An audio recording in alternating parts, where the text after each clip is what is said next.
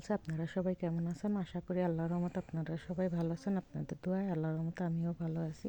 আজকে পেঁপে দিয়ে ডিম দিয়ে ভাজি করে দেখাবো। এটা আমি কিভাবে করি সেভাবে আপনাদের সাথে শেয়ার করছি। আমি পেঁপেটা কুচি করে কেটে এর ভিতরে মরিচ আর পেঁয়াজটা দিয়ে নিছি, আর সাথে ধনেপাতা দেবো। আমি কড়াইটা বসায় কড়াইটা গরম করে তেলটা পরিমাণ মতন তেল ঢেলে নিছি।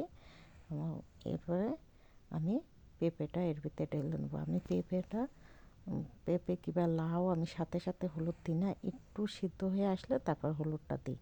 আমি স্বাদ মতন লবণ দিয়ে নিয়েছি, নিয়ে এটা ভেজে নেব।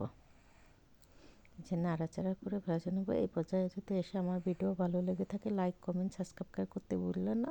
পাশে থাকা বেল আইকনটি ক্লিক করে দিন, পরবর্তী ভিডিও যাতে দ্রুত পৌঁছে যায়। আমি দেখেন পরিমাণ মতন হলুদ গুঁড়া দিয়ে নিছি। এবার ভালো করে নাড়াচাড়া করব। পরে আমি এখানে একটা ডিম দিছি, আপনারা চাইলে আরও বেশি ডিম নিয়ে নিতে পারেন।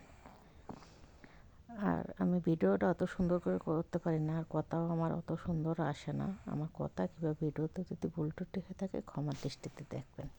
আমার ভাজি প্রায় হয়ে আসছে। এটা অনেক মজা লাগে, এভাবে আপনারা ট্রাই করে দেখতে পারেন। আমি এই পর্যায়ে ধনেপাতা দিয়ে নাড়াচাড়া করে নামাই নেব।